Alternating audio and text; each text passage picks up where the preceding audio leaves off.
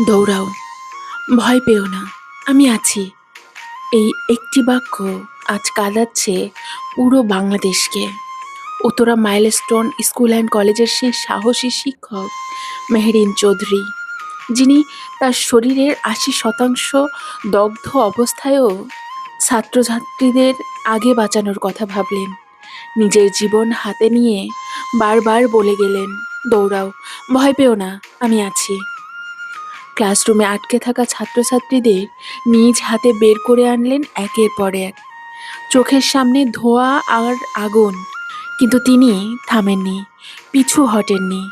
বাংলাদেশ সেনাবাহিনীর মতে তার অদম্য সাহসিকতায় ২০ জন শিশুর প্রাণ রক্ষা পেয়েছে।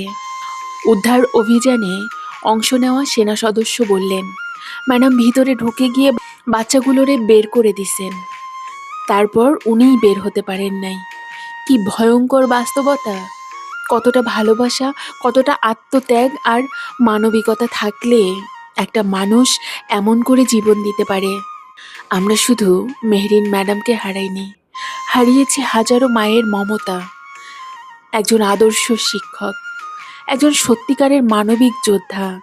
এই দেশের ইতিহাসে সাহস আর আত্মত্যাগের নামের পাশে সোনালি হরফে লেখা থাকবে মেহরিন চৌধুরী। বাংলাদেশ ধন্য, এমন একজন মহিয়সী নারীর জন্ম এই মাটিতে হয়েছে। শত শত সালাম সেই মা বাবার প্রতি, যাদের ঘরে জন্ম নিয়েছিল এমন এক আলোকবর্তিকা। আল্লাহর দরবারে আমাদের আকুল প্রার্থনা, মেহরিন ম্যাডামকে জান্নাতুল ফেরদাউসের সর্বোচ্চ মর্যাদা দান করুন। আজ আপনি শহীদ, আপনি অমর, আপনার সাহস আজ আমাদের আলো।